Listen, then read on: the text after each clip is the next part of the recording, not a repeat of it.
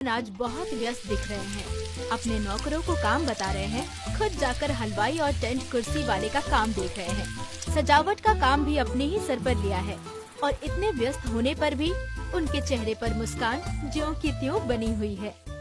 मेहमान आने वाले हैं। अब तक मिठाई तैयार नहीं हुई, सब्जी तरकारी भी नहीं दिख रही है। पता नहीं ये लोग क्या कर रहे हैं। पता नहीं फूल, मालाएं, घी, तेल, मसाले, सब्जी, दालें, आटा सब ताजा आया है या नहीं। मैं न हूँ तो घर में एक भी काम ठीक से ना हो। तभी मोहन का बेटा नारायण वहाँ आता है और अपने पिता को एक कुर्सी पर बैठा देता है। पापा, अब थोड़ी देर बैठ जाइए, सब काम समय से हो जाएंगे। अरे मैं कैसे बैठ जाऊँ? मैं नहीं चाहता कि कहीं कोई भी कमी रह जाए। कमी कैसे रहेगी? फूल और बाकी सजावट का काम बस पूरा होने ही वाला है। टेंट कुर्सी वाला भी अपना काम कर रहा है और खाने के मामले में आपके होते हुए क्या गड़बड़ हो सकती है? पिछले 25 सालों से हमारे 6 शहरों के सभी 18 ढाबे आप ही तो संभाल रहे हो। आप ऐसी बात मत कीजिए पिताजी।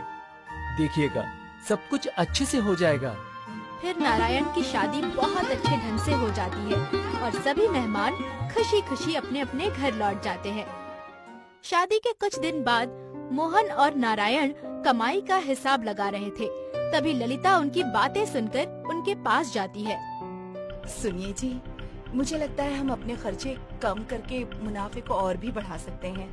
ललिता बेटी, तुम्हें क्या लगता है वो कौन से खर्चे हैं जिन्हें कम किया जा सकता है?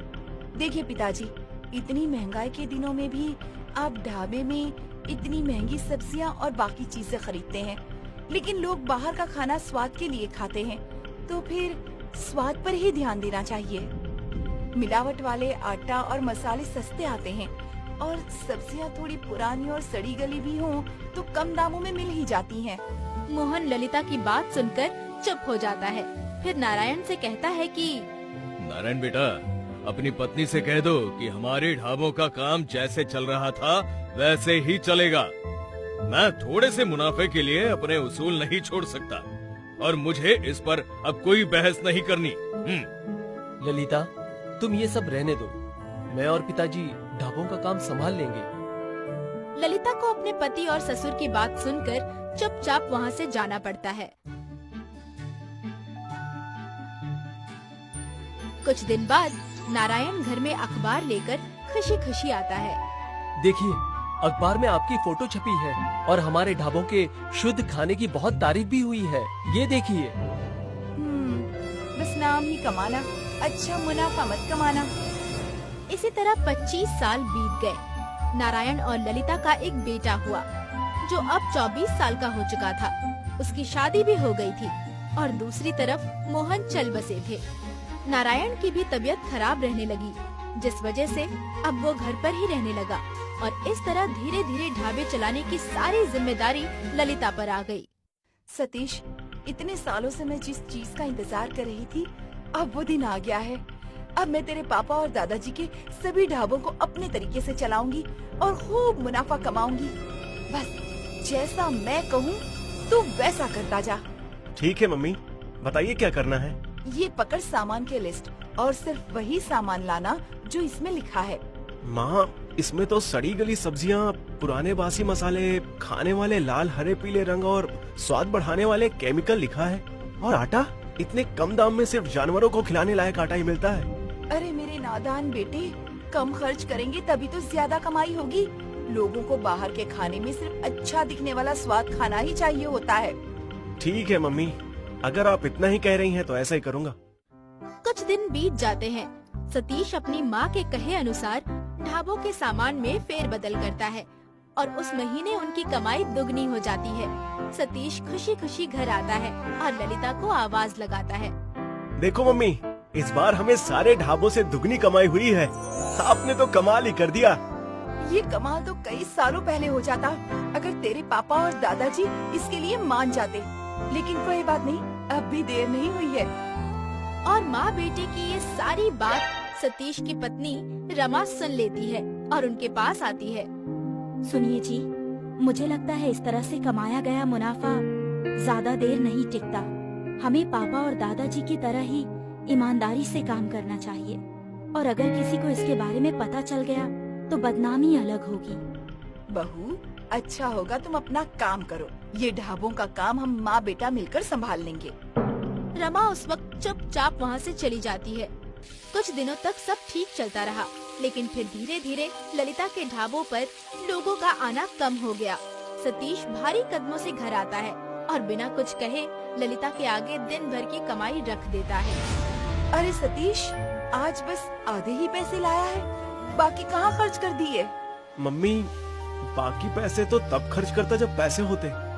जो है यही है। लेकिन ये कैसे हुआ? खाने का स्वाद अच्छा नहीं था क्या इस बार? मैं क्या बता सकता हूँ, जैसा आपने कहा मैंने तो वैसा ही किया। तभी रमा भी वहाँ आ जाती है और अपने पति और सास को परेशान देखकर बोल पड़ती है। मम्मी जी, मैं अब भी कह रही हूँ कि थोड़ा सा मुनाफा कमाने के लिए बेईमानी करना ठीक नहीं है। तुम चुप रहो रमा बहू, मैंने तुमसे राय नहीं मांगी। रमा की बात का अब भी ललिता पर कोई असर नहीं हुआ था, इसलिए उसे फिर चुप रहना पड़ा। धीरे धीरे मोहन और नारायण की मेहनत से बनाए ढाबों पर अब ग्राहक मुश्किल से ही दिखते थे। सतीश के सर पर अब उधार का बोझ भी बढ़ने लगा था। खर्च कम करने के लिए पहले नौकरों को काम से निकाला गया और फिर ज्यादातर ढाबों को ही बेचना पड़ गया। अब सिर्फ 2 ही ढाबे बचे थे। जो कुछ दिनों से हो रहा था उसे रमा अच्छी तरह से देख समझ रही थी। एक दिन रसोई में खाना बनाते वक्त रमा बोल पड़ी। मैं ये सब होते हुए नहीं देख सकती, अब मुझे ही कुछ करना पड़ेगा। रमा अपने पति सतीश के पास जाती है। सुनिए जी, सिर्फ एक दिन के लिए आप दोनों में से एक ढाबा मुझे अपने तरीके से संभालने दीजिए। ठीक है, मैं तो अब इन सबसे थक गया हूँ। तुमसे जो हो सके तुम कर लो। रमा अपने सोने के कंगन को गिरवी रखकर एक ढाबे के लिए ताजी सब्जियां, फल, शुद्ध मसाले और दाल आटा मंगवाती है। फिर रात भर बैठकर खुद ढाबे को अगले दिन के लिए तैयार किया और सुबह सुबह उठकर सारा खाना भी खुद ही बनाया। उस खाने की खुशबू से ही कई लोग ढाबे की तरफ खींचे चले आए। वो ढाबा शाम तक ही चल पाया क्योंकि उनका सारा खाना हाथों हाथ ही बिक गया। दूसरी ओर दूसरे बचे ढाबे पर एक भी ग्राहक नहीं आया था। फिर रमा अपनी सास के कमरे में जाती है। मम्मी जी, ये लीजिए, आज दिन भर की कमाई।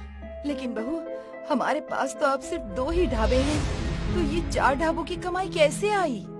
मम्मी जी, ये कमाई सिर्फ एक ढाबे की है। इस ढाबे पर आज मैंने सिर्फ शुद्ध सामान से बना खाना ही बेचा है और दूसरे ढाबे को भी रोज की तरह ही चलाने दिया। ये देखकर ललिता खुश भी होती है और उसके चेहरे पर शर्मिंदगी भी दिखती है। मैं आपसे विनती करती हूँ मम्मी जी, आप पापा और दादाजी की तरह ही ईमानदारी से ढाबे चलाइए, वही हमारे लिए अच्छा है। मैं तेरी बात समझ गई हूँ बहू, अब से हमारे ढाबे में कभी मिलावट का सामान नहीं आएगा। तभी रमा अपनी सास को मिठाई खिलाती है। अब आपने ये कह दिया है तो एक खुशखबरी भी सुन लीजिए। आज हमारे ढाबे पर खाना खाने एक सेठ आए थे। उनके घर में 2 दिन बाद उनकी बेटी की शादी है और हमें पूरे 500 लोगों के लिए खाना बनाने का ऑर्डर मिला है और एडवांस में 50,000 रुपए भी मिले हैं। वो कह रहे थे उन्होंने खाने का ऐसा स्वाद बहुत सालों बाद चखा है। ऐसा खाना आजकल मिलता ही कहाँ है। ललिता रमा को मुस्कुराते हुए सुनती रही और उस दिन के बाद ललिता, सतीश और रमा ने मिलकर ईमानदारी से खूब तरक्की की और अपने सभी ढाबों को दोबारा खरीदकर पहले